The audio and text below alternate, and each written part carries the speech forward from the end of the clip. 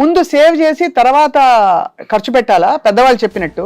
లేదు after all చిన్న జీవితం ఎంజాయ్ కరో అని చెప్తారా మీ సలహా? ఇన్వెస్ట్ ఫస్ట్ స్పెండ్ లేటర్ అంటున్నారు కదా. చాలా మంది ఎస్ఐపీలకు ఆప్ట్ చేసుకుంటారు. Tell us all about SIP, systematic investment plan. 8th wonder of compounding అని చెప్పి కానీ రూపీ కాస్ట్ యావరేజ్ చెప్తారు. కానీ నాకైతే పర్సనల్గా ఇప్పుడు ఒక వ్యక్తి మంత్లీ ఎస్ఐపి చేస్తున్నారు, ఒక 30,000, 50,000, ₹1,00,000 చేస్తున్నారు. ఇతని ఉద్యోగంలో ఇబ్బంది ఏర్పడింది, at the same time market crash అయిపోయింది. గోల్డ్ రేట్ ఇప్పుడు చూస్తే ఇవాళ రేపటి కాలంలో మళ్ళీ ఇంకా పెరగబోతుందని మీరు భావిస్తారా? అందరూ అనుకుంటారు గోల్డ్ ప్రైస్ తగ్గదని ఎక్కువగా నమ్ముతారు. మనం చెప్పినా నచ్చదు గోల్డ్ ప్రైస్ తగ్గుద్దని. అదే నేను ఒక ఆర్నమెంట్ కొంటే గోల్డ్ ప్రైస్ తగ్గినా నాకు తగ్గిందేమీ లేదు, నా ఆర్నమెంట్ నాకుంది. అదే నేను గోల్డ్ బాండ్ కొంటే ఒక ₹10 మ్యూచువల్ ఫండ్స్ పెడితే మనం ఎంత లార్జ్ లో పెట్టాలి, ఎంత మ్యూచువల్ ఫండ్స్ మిడ్ క్యాప్ లో పెట్టాలి, ఎంత దీనిలో పెట్టాలి? ఇప్పుడు నా కూతురు పెళ్లి గురించి, నా కూతురు చదువు గురించి ఇంకో 14 ఏళ్ళు వెయిట్ చేయగలను అంటే ఐ కెన్ గో అగ్రెసివ్ కదా. Maybe small caps, mid caps consider చేయొచ్చు. కానీ 3 ఏళ్లలో కూతురు పెళ్లి ఉంది అంటే, but even investing in income generating flats అనుకోండి, నాకు ఇక్కడ 30,000 రెంట్ వస్తుంది, ఇక్కడ 25,000 ఈ ఏరియాలో, కానీ దానికి నేను EMIలు కట్టుకోవాలి, ఇచ్చేయాలి. అసలు అలాంటి ఇన్వెస్ట్మెంట్ సౌండ్ ఇన్వెస్ట్మెంట్ సార్? చాలా మంది ఆ రెంట్లు కావాలని చెప్పి ఒక 220 గజాలు స్థలం కొనుక్కొని ఆ ఇండిపెండెన్స్ లో multi floors, multi double bedroom flats కట్టేస్తారు. అన్ని ఫ్లాట్స్ కడితే ఆయన వాచ్మెన్ అవుతాడు. అందరికీ నమస్కారం. IDream special candid conversation కి స్వాగతం, welcome.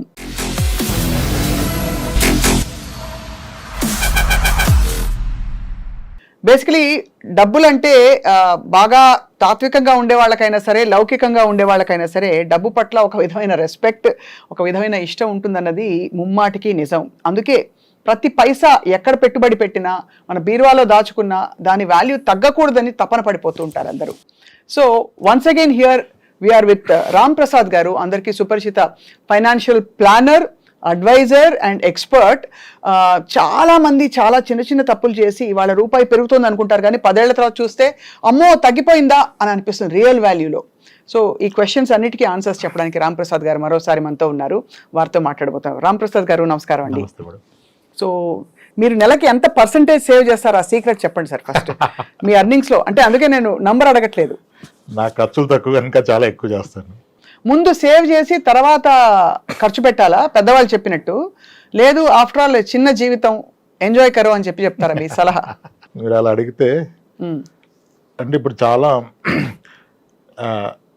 Invest first spend later అంటున్నారు కదా. అవును, అదంతా కరెక్ట్ కాదనిపిస్తుంది నాకు. అవునా? అదంతా కరెక్ట్ ఏం కాదు. Salary minus investments is equal to your expenditure అని చెప్తున్నారు. దాంట్లో స్లైట్ కరెక్షన్ ఏంటంటే salary minus insurance minus expenses is equal to your investment అవ్వాలి యాక్చువల్గా. సో నంబర్స్ తో తీసుకుందాం. మీరు ₹100 సంపాదిస్తున్నారు, అందులో ఇన్సూరెన్స్ అంటే ఏమిటి? Health insurance and life insurance. దానికి పెట్టుబడి పెట్టేదంతా తీసేయాలి, ఎందుకంటే అది లేని పక్షంలో మీ ఏ ఆస్తి కూడా సేఫ్ కాదు కదా. అవును, మీ అన్ని సేవింగ్స్, గోల్డ్, ఇల్లు అన్ని వెళ్ళిపోతే కనుక ముందుగా ప్రతి ఫ్యామిలీకి సరిపడా హెల్త్ ఇన్సూరెన్స్, బ్రెడ్ విన్నర్కి ఏమన్నా అయితే ఆ ఫ్యామిలీని పోషించగలిగేంత లైఫ్ ఇన్సూరెన్స్, ఈ రెండు ఉండాలి. ఇది రిలీజియస్ గా ఈ ప్రీమియమ్స్ పే చేసి మిగిలిందే మీరు టచ్ చేయాలి. సో అదొక ₹5 పోయింది అనుకుందాం ఈ రెండింటికి, సో ₹95 మిగిలింది. తర్వాత ఏం చేయాలి? ఆ 95లో ఒక క్వాలిటీ లైఫ్ స్టైల్ లీడ్ చేస్తూ, పిల్లలకి ఒక క్వాలిటీ ఎడ్యుకేషన్ ఇస్తూ, అప్పుడు మిగిలిందే ఇన్వెస్ట్ చేద్దాం. ₹65 అనుకోండి దానికి మొత్తం, పిల్లల ఎడ్యుకేషన్, ఇంటి రెంట్, లేకపోతే ఇంటి EMI అన్ని కలుపుకుని పోతే ₹65 పోయింది. సో 65 ప్లస్ మనకి ఇదంతా పోను మిగిలిన 35 ఏదైతే ఉంటుందో అది ఆ 30 ఇన్వెస్ట్ చేసుకోవాలి. ఆ ₹30 ఇన్వెస్ట్ చేసుకోవాలని చెప్తున్నారు. అది ఇప్పుడు అసలు పాయింట్కి వద్దాం. ₹30, ₹20 చేతిలో మిగిలినప్పుడు రామ్ ప్రసాద్ గారు చాలా మంది ఎస్ఐపీలకు ఆప్ట్ చేసుకుంటారు, ఎందుకంటే మనకి దాదాపు ఈజీ లిక్విడిటీ ఉంటుంది అండ్ మనం ఎంత ఎలా కావాలో ఎంత రిస్క్ తీసుకుంటున్నామో ప్లాన్ చేసుకోవచ్చు. Tell us all about SIP, systematic investment plan. Primary confusion, అందరూ మ్యూచువల్ ఫండ్స్ వేరు, ఎస్ఐపి వేరు అనుకుంటారు. Systematic investment plan is investing in mutual fund in a systematic way. వాయిదా పద్ధతిలో అప్పులు కొట్టడం అలవాటు అయింది, ఇప్పుడు వాయిదా పద్ధతిలో పెట్టుబడి పెట్టడమే SIP. Most popular is monthly SIP. ఈ మ్యూచువల్ ఫండ్లో అందరూ ఎయిత్ వండర్ ఆఫ్ కాంపౌండింగ్ అని చెప్పి కానీ రూపీ కాస్ట్ యావరేజింగ్ చెప్తారు, కానీ నాకైతే పర్సనల్గా లిక్విడిటీ ఈజ్ పవర్ అనిపిస్తుంది. ఓకే. ఇప్పుడు ఒక వ్యక్తి ₹1,00,000 జీతం ఉంది, అతని మినిమం సర్వైవల్ ఖర్చులు 30,000 ఉన్నాయనుకోండి. బేర్ మినిమం బ్రతకడానికి 30,000 అవుతుంది. ఫుడ్, జస్ట్ హోమ్లీ ఎక్స్పెన్సెస్కి, ఎడ్యుకేషన్ కాకుండా పిల్లలది 30,000 అవుతుంది. ఈ వ్యక్తి కనుక ఒక 30,000 పర్ మంత్ ఎస్ఐపి చేస్తే SIP is completely liquid. At any point of time ఎంత మేరకు కావాలి అంత తీసుకోవచ్చు, ఏ రోజైనా తీసుకోవచ్చు, ఈ రోజు పెట్టి రేపు తీసుకోవచ్చు. ఇప్పుడు ఏమవుతుంది, ఒక వ్యక్తి ఖర్చులు 30,000, ఇతను మంత్లీ 30,000 లాస్తున్నాడు, which is in liquid form. That means technically is buying 1 future month every month. ఇతను కనుక ఈ మంత్లీ ఒక మంత్ కొనుక్కోవటాన్ని ఒక 50 నెలలు కంటిన్యూ చేయగలిగితే ఇతని పాకెట్లో 50 నెలలు ఉన్నాయి. అదే, that is freedom, that is wealth. మీకు ఎంత ఆస్తుంది కాదు, ఎంత టైం మీ పాకెట్లో ఉంది. టైమ్ ఈజ్ ఫ్రీడమ్ కదా. అవును, ఇట్స్ నాట్ మనీ. ఆ లిక్విడిటీ ఈజ్ ది పవర్. అందుకని ఎస్ఐపి ఇంత ప్రమోట్ చేస్తున్నారు. పీపుల్ ఎక్స్పీరియన్స్ అయిన వాళ్ళు కూడా దాన్ని అంతగా ఇష్టపడుతున్నారు. అదే, ఇప్పుడు అది లాభాలు నష్టాలు పక్కన పెడితే మార్కెట్ వల్ల కొంచెం అప్ అండ్ డౌన్ అవ్వచ్చు కనుక, కానీ మీ అవసరానికి అయితే ఆదుకుంటుంది. అండ్ ఇంకొక గ్రేట్ ఫీచర్ ఏంటంటే, ఇప్పుడు ఒక వ్యక్తి మంత్లీ ఎస్ఐపి చేస్తున్నారు, ఒక 30,000, 50,000, ₹1,00,000 చేస్తున్నారు, ఒక 24 నెలలు పెట్టారు, ఇతని ఉద్యోగంలో ఇబ్బంది ఏర్పడింది, at the same time market crash అయిపోయింది. సో రౌండ్ ఫిగర్ 1 lakh, 24 నెలలు 24 లక్షలు పెట్టారు.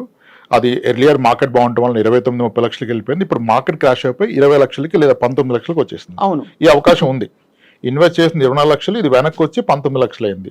అది కూడా కొంతకాలం తర్వాత, 22 సంవత్సరాల తర్వాత. అంటే మామూలుగా ఊరికే దాన్ని పడేసి ఎక్కడో ఎఫ్డీలో పడేసి పెట్టినా కూడా ఎంతో కొంచెం అంత పెరిగి వచ్చేది. ఇప్పుడు ఈయన ఇక్కడ పెట్టడం వల్ల తగ్గింది. ఆ రోజు ఈయనకి ఇబ్బంది వస్తే, ఇబ్బంది ఎన్ని రోజులు ఉంటుంది, ఒక జాబ్ లో గ్యాప్ వస్తే మేబీ 6 months, మేబీ 8 months. అంటే ఇతనికి అవసరం యాక్చువల్గా 6 లక్షలు లేదా 8 లక్షలు లేదా నెలవారీ 1 లక్ష. ఇప్పుడు అతనికి ఉన్న 19 లక్షల్ని ఒకటి తీసుకోవచ్చు, కానీ రేటు తక్కువలో ఉంది కనుక తీసుకుంటే దానికి నష్టం. అప్పుడు దానికి ఎగెనిస్ట్ గా లోన్ తీసుకోవచ్చు. ఓహో, బంగారం మీద ఎలా లోన్ తీసుకున్నాం, మ్యూచువల్ ఫండ్లు కూడా అలానే లోన్ తీసుకోవచ్చు. అప్పుడు నేను నా ఇన్వెస్ట్మెంట్ డిస్టర్బ్ అవ్వట్లేదు, ఇప్పుడు తక్కువ రేట్లో ఉంది కనుక లోన్ తీసుకొని రేపు పెరిగా కావాలంటే లోన్ క్లోజ్ చేసుకోవచ్చు. అది ఎలా క్యాలిక్యులేట్ చేస్తారు సార్, దాని యొక్క ఇంట్రెస్ట్ కానీ? Interest very reasonable, like personal loans కన్నా కాస్త తక్కువలో ఉంటుంది, 10%, 10.5%. అది అనే డైలీ బేసిస్ కౌంట్ చేస్తారు. You need not to pay EMI. ₹1,00,000 తీసుకుంటే రోజుకి ఇంత అని పే చేయాలి, ఎన్ని రోజులు వాడితే అన్ని రోజులకి కడతారు. ఓడి లోన్ లాగా ఓవర్ డ్రాఫ్ట్ లోన్ ఇస్తారు కదా, అలా. అది కూడా చాలా గ్రేట్ ఫీచర్. మొత్తం అలా తీసేసుకోకుండా దాని మీద లోన్ తీసుకుని మళ్ళీ అది సహజ స్థితికి వచ్చి పెరిగాక అప్పుడు లోన్ క్లోజ్ చేసి విత్డ్రా చేసుకోవడం, కంటిన్యూ చేయడం చేయాలంటారు మీరు. ఆ నష్టంలో కూడా నష్టాన్ని మనం తీసుకోవట్లేదు. డబ్బు తగ్గిన మాట నిజం, ఆ తగ్గిన రేట్లో కొనట్లేదు కదా. ఇప్పుడు గోల్డ్ 7,000 గ్రాము కొన్నాను, రేపు 6,500 లేదా 6,000 అయింది. ఆ రోజు నాకు డబ్బు అవసరం ఉంటే నేను దాన్ని 6,000కి అమ్మితే నాకు నష్టం, గ్రాముకు ₹1,000. అదే దాన్ని నేను లోన్లో పెట్టి తీసుకుంటే డబ్బు అంతే కదా. ఇంకోటి, ఈ లోన్ తీసుకునే క్రమంలో మనకి నార్మల్గా మనం లోన్ అనగానే పర్సనల్ లోను, హోమ్ లోన్ అంటే మీకు సిబిల్ ఉందా, ఇన్కమ్ ఉందా, ట్రాక్ రికార్డ్ ఎలా ఉంది అంటారు. ఇక్కడ ఏం అవసరం లేదు, నో సిబిల్, నో ఇన్కమ్. కరెక్టే కదా. అది అద్భుతంగా పనికొస్తుంది చాలా మందికి. ఇది చాలా మందికి ధైర్యాన్ని ఇస్తుంది. ఇవాళ రేపు మీ లైఫ్ లో రిస్క్ ఏంటి అంటే అందరు చెప్పేది జాబ్ పోతే ఏమవుతుంది, జాబ్ పోతే you get free time, you can go on vacation. How can it be? మీ డబ్బు ఉంటే వెళ్ళొచ్చు. జాబ్ పోతే భయం ఏంటి, జాబ్ పోతే హ్యాపీనే, ఇంట్లో ఉండే హ్యాపీగా రావాలి, కానీ ఎలా లైవ్లీహుడ్ అంటారు కదా, దానికి ఇది బాగా హెల్ప్ అవుతుంది. అవును, ఇప్పుడు 24 నెలల్లో 24 లక్షలు పెట్టారు ఒక వ్యక్తి, ఇంకో వ్యక్తి 24 నెలల్లో 24 లక్షలు ఒక చిట్టి ముందుగా పాడి ఒక స్థలం కొన్నాడు అనుకోండి. అవును, ముందుగా చిట్టి పాడి 30 లక్షల చిట్టి 25 లక్షలకు పాడి స్థలం కొన్నాడు, దాన్ని చిట్టి కడుతున్నాడు. ఆయన చిట్టి కట్టం అయిపోయింది, ఈయన 24 లక్షలు మ్యూచువల్ ఫండ్ లో పెట్టాడు. రేపు మార్కెట్ బాగోలేదు, రెసిషన్ వచ్చింది, క్రాష్ అయితే రియల్ ఎస్టేట్ కూడా పడిపోతుంది. కానీ ఫట్టుమని దానికి మీకు బయ్యర్ దొరకడు, ఎక్కడో కొన్న స్థలం మీద మీకు లోన్ రాదు. అసలు రియల్ ఎస్టేట్ అంటేనే ఇప్పుడు భయం వేస్తుందండి బాబాయ్. లాస్ట్ టైం అంటే మామూలుగానే అసలే దాని టైటిల్ సరిగ్గా ఉన్నాయా అవన్నీ ఒకటి, రెండోది వెంటనే పోదు, చాలా కష్టం కాదు, ఎప్పటికీ పోదు. అది అదే అమ్మే వాళ్ళకి తెలుస్తుంది, పైన అమ్మనంత వరకు ధైర్యంగా ఉంటాం. అండ్ మనం ఏదో పడి అక్కడ దొరుకుతామా అంటే అది కాదు, ఏం చేసుకుంటాం. అదొక illiquid asset. It is not a usable asset, non usable, non available, you need to carry it. అవును, చాలా మంది వీళ్ళు అమ్మలాగా పిల్లకి అంటగడతారు. అవును, ఆస్తి ఇచ్చాం అనుకుంటారు, రేపు వాళ్ళు మనం తిరిగి తిడతారు, ఎందుకు ఇలా ఇచ్చావని. ఈ పోంది నాకెందుకు ఇచ్చావు, ఎవరు కాపలా కాస్తారు, ఎవరు చూస్తారు. సో ఇప్పుడు అర్థమైంది ఏంటంటే దట్ మనం లిక్విడ్ ఎంత దగ్గరగా లిక్విడ్గా సేఫ్గా పెట్టుకుంటే అంత బెటర్ అని. ఈ పాయింట్ లో సార్ ఇప్పుడు గోల్డ్ చాలా పెద్ద టాపిక్. ఇన్ఫాక్ట్ లాస్ట్ టైం మనం గోల్డ్ గురించి మాట్లాడితే పిచ్చి పిచ్చిగా చూసారు జనం. మళ్ళీ అడుగుతాను, గోల్డ్ బాండ్స్, గోల్డ్ రేట్ ఇప్పుడు చూస్తే ఇవాళ రేపటి కాలంలో మళ్ళీ ఇంకా పెరగబోతుందని మీరు భావిస్తారా? అంత ఈజీ కాదు మేడం గోల్డ్ ప్రెడిక్ట్ చేయటం. మనకి గోల్డ్ కి కోరిలేషన్ విత్ స్టాక్ మార్కెట్ అని, ఇన్ఫ్లేషన్ అని, వార్ సినారియోస్ అన్నీ చెప్పాం, కానీ మోస్ట్ ఆఫ్ ద టైం ఇది రాంగ్ అని ప్రూవ్ అయిపోతుంది. మార్కెట్ పెరిగినప్పుడు గోల్డ్ విపరీతంగా పెరిగింది, ఇప్పుడు మార్కెట్ అండ్ గోల్డ్ రెండు కరెక్షన్ వచ్చాయి. అవును కదా, యుఎస్లో ట్రంప్ ఎఫెక్ట్ అనుకున్నారు, gold price will come down అంటారు ట్రంప్ చేస్తే. India as a country gold import తగ్గితే country economy will become strong. Actually అవును, our most burden is crude import and gold import. కానీ గోల్డ్ని మనం అంత ఈజీగా కంట్రోల్ చేయలేం ఇంపోర్ట్ని కదా.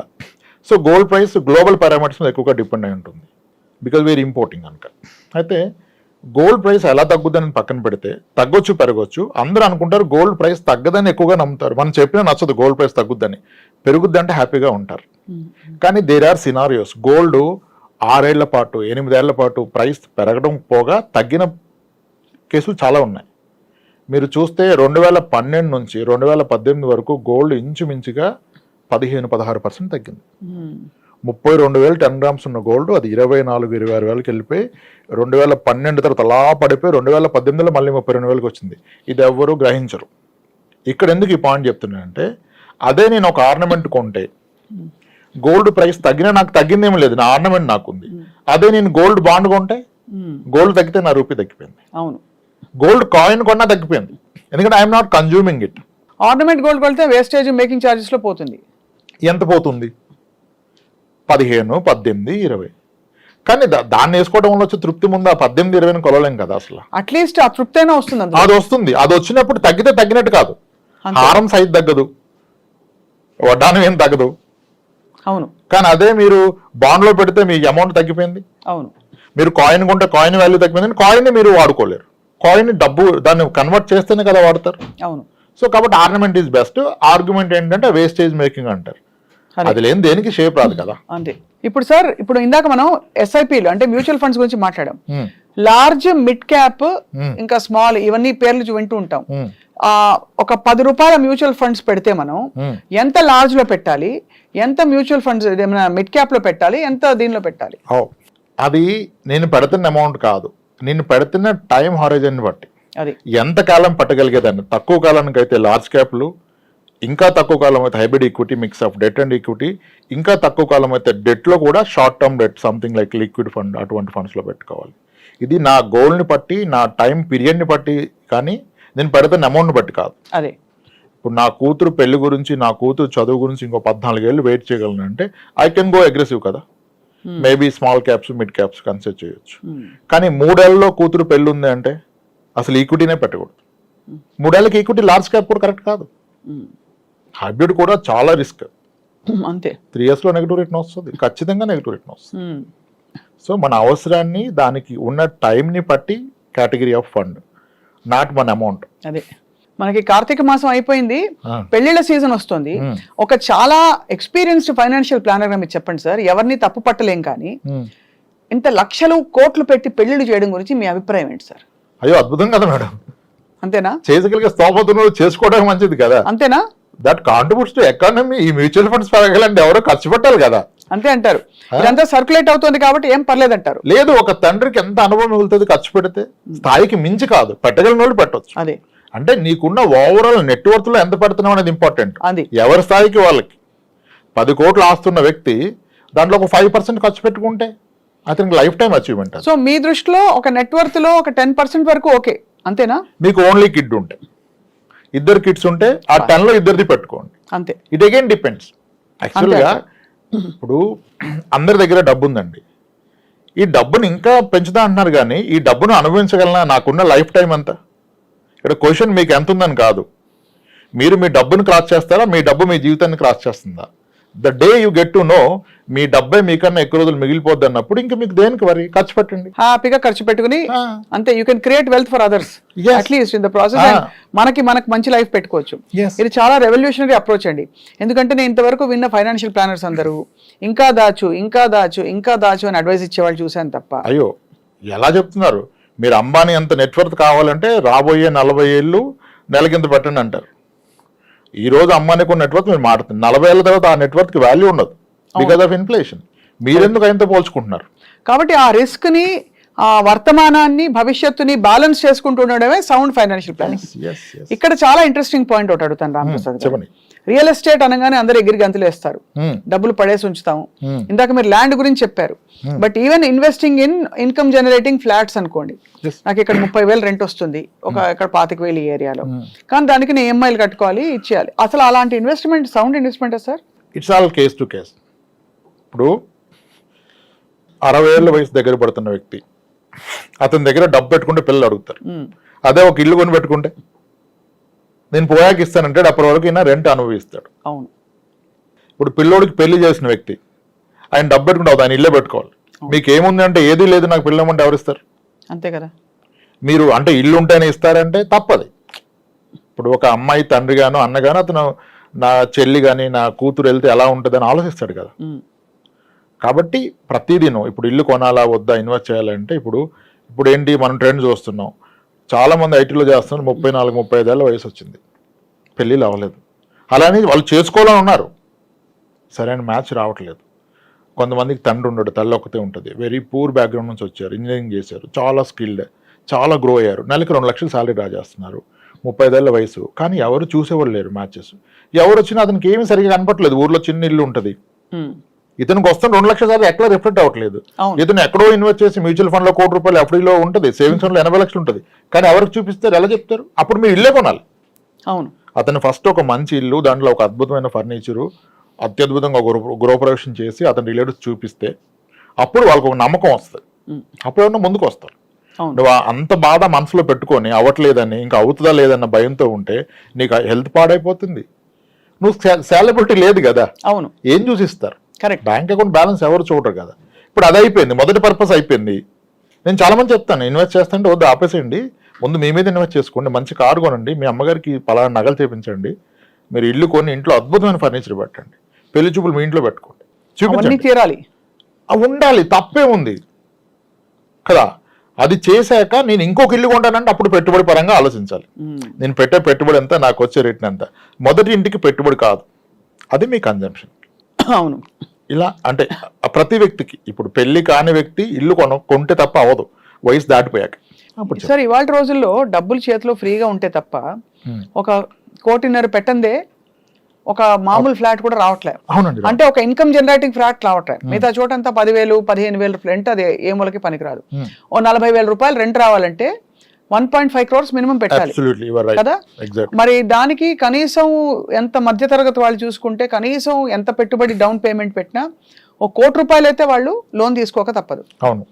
సో మీకు వచ్చే రాబడి 40,000 రెంట్ వర్సెస్ మీరు ఇంట్రెస్ట్ ఎంత కడుతున్నారు EMI చూస్తే అది సరితూగుతుందా? ఇది చాలా బండ లెక్కలు అడిగాను నేను మిమ్మల్ని. లేదు, మీరు వేసింది మంచి లెక్క. ఇప్పుడు దీని మీద నడుస్తుంది, ఏమంటారు, fools build house, wise people live in that. Fools build houses, wise men live in them. Actually, if you see, sir, it's a beautiful thing. Except మనం మేకులు ఎక్కువ కొట్టుకొని పెయింటింగ్లు పెట్టుకోలేదనుకునే ఆంక్షలు ఉంటాయి తప్ప తలకాయ నొప్పి సార్ ఒక ఇంటిని భరించడం బియాండ్ వాట్ యు నీడ్ చెప్తున్నా. ఇక్కడ అంటే ఇప్పుడు ఏమంటారు అంటే ఇంత వడ్డీ కట్టడం అవసరమా, నీకు వస్తున్న రెంట్ కన్నా వడ్డీ ఎక్కువ అంటారు. కానీ మీరు ఇచ్చింది ఎగ్జాక్ట్ ఫిగర్ చెప్పారు. మీరు 1.5 crore ఫ్లాట్ హైదరాబాద్లో ఈరోజు ఒక గేటెడ్ కమ్యూనిటీలో ఉంటే మీకు 40,000 నుంచి 45,000 రెంట్ గ్యారంటీ. అవును. 45,000 రెంట్ గ్యారంటీ. ఈ రెంట్ ఎవ్రీ ఇయర్ 5% పెరగడం కూడా గ్యారంటీ. ఓకే. అవును. అంటే 10 years లో రెంట్ ఇంచుమించుగా డబుల్ అయిపోద్ది. అవును. రైట్. కానీ మీ EMI డబుల్ అవ్వదు, ఇది ఎవరు ఒప్పుకోరు. EMI పెరగదు, నిజానికి తగ్గుతుంది. అదేంటి రీసెంట్గా పెరిగిందంటే మీరు అబ్జర్వ్ చేస్తే ఇప్పటి నుంచి కాదు, 95 నుంచి హోమ్ లోన్ ఇంట్రెస్ట్ చూస్తూ రావాలి. 13% హోమ్ లోన్ ఇంట్రెస్ట్ ఉండేది, అలా తగ్గుతూ బిఫోర్ కోవిడ్ 6.97కి వెళ్ళిపోయింది. కోవిడ్లో అది 8.59కి వచ్చింది, ఇప్పుడు మళ్ళీ 8.6కి వచ్చింది.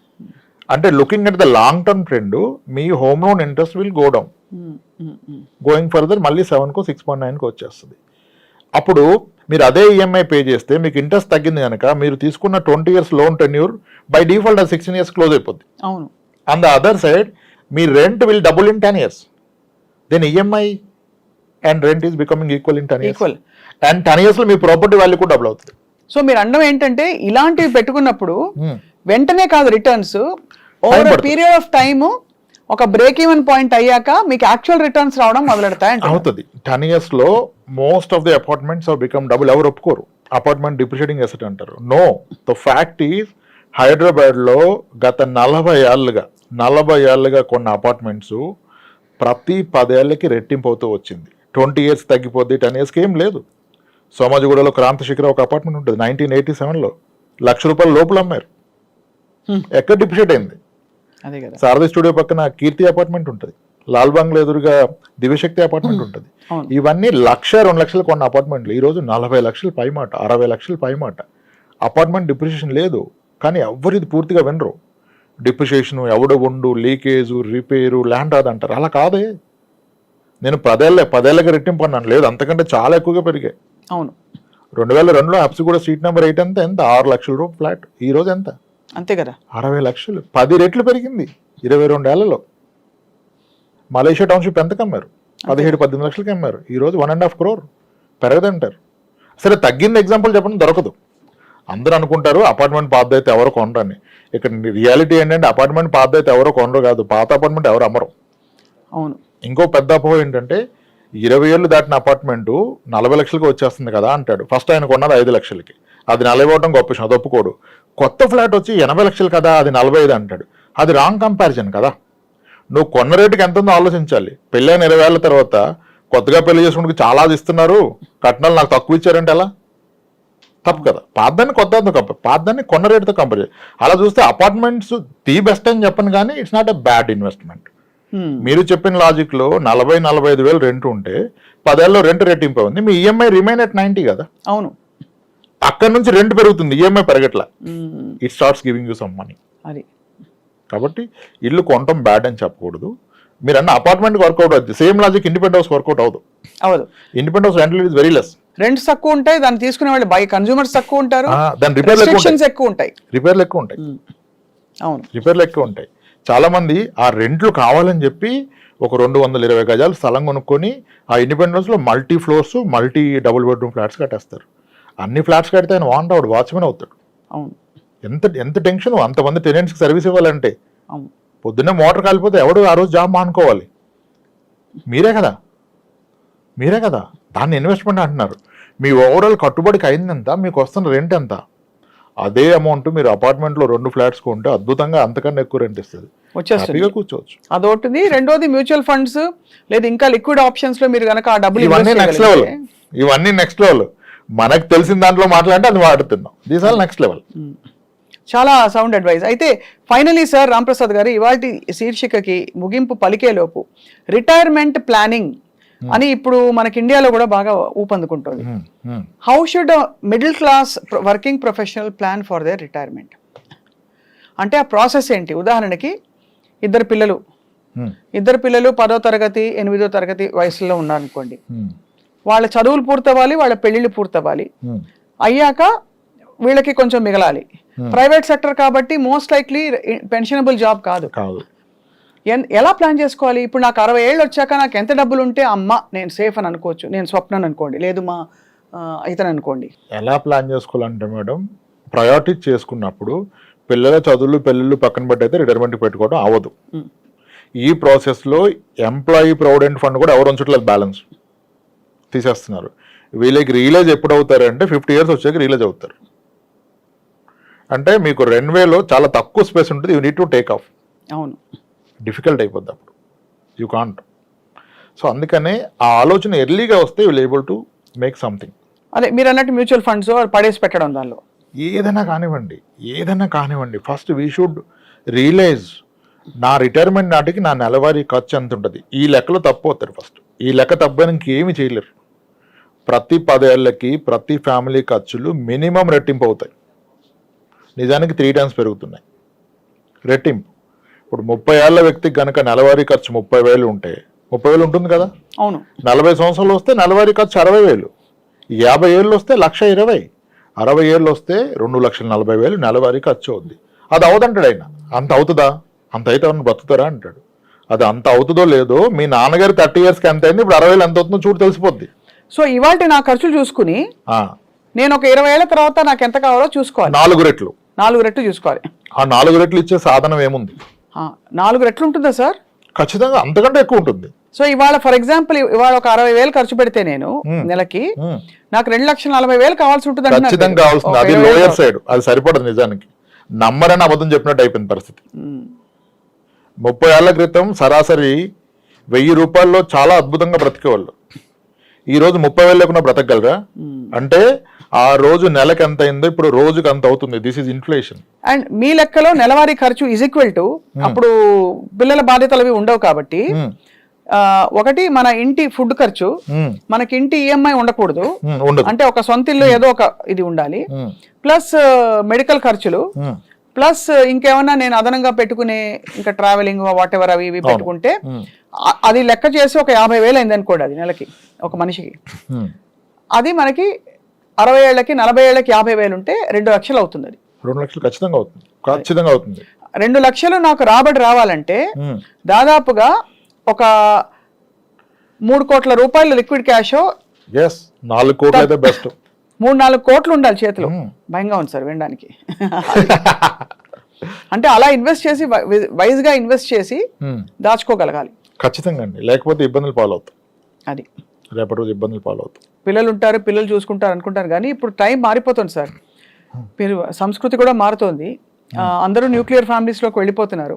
పిల్లలు కొంత బాధ్యత తీసుకున్నా కూడా ఇండిపెండెంట్గా ఉండడానికి ఈ జనరేషన్ అలా ఉంది. పేరెంట్స్ ఎక్కువ మేము చూసుకోగలుగుతాం అనే టైప్లోనే ఉన్నారు చాలా మంది. అలా పిల్లల్ని వెళ్ళిపోమని చెప్పే పేరెంట్స్ కూడా వచ్చారు. మీరు దారి చూసుకోండి, ఎవరి లైఫ్ వాళ్ళదిరా, let's meet once in 3 months. With in Hyderabad ఉన్న పేరెంట్స్ కూడా ఇష్టపడలే పిల్లలతో ఉంటాను. వీకెండ్ మీరు రండి లేదా మేము వస్తాం అని చెప్పేస్తున్నారు. ఎప్పుడు ఇది మీ ఫైనాన్షియల్ ఫ్రీడమ్ మీరు అచీవ్ అయినప్పుడు. లేనప్పుడు ఏం చేస్తారు, నన్నుగా చూసుకోవాలంటారు. ఇవన్నీ ఫర్ అ హెల్దీ అడల్ట్. ఎక్కడైనా అవాంఛనీయ సమస్య, ఆరోగ్య సమస్యలు వస్తే ఇంకా అంతకంటే కాంప్లికేటెడ్. బట్ ఏదేమైనా ఇవాళ అనుభవిస్తూ రేపటి కోసం దాచుకోవడం ఎలా అన్నదే ఒక ఆర్ట్. అటువంటి ఆర్ట్కి మీలాంటి అడ్వైజర్స్ ఉంటారు కాబట్టి ఇంకా డౌట్లు ఉంటే రాంప్రసాద్ గారు మిమ్మల్ని సంప్రదిస్తారు. మా వ్యూవర్స్ చాలా బాగా చెప్పారు sir. Thank you so much. నా ఫేవరెట్ సబ్జెక్ట్ ఇది. నేను కూడా ఫైనాన్స్ స్టూడెంట్ని కాబట్టి అనుకోకుండా మీరు ఇవాళ మిమ్మల్ని ఇంటర్వ్యూ చేయడం చాలా సంతోషం వేసింది. రైట్ అండి, థ్యాంక్స్ అండి.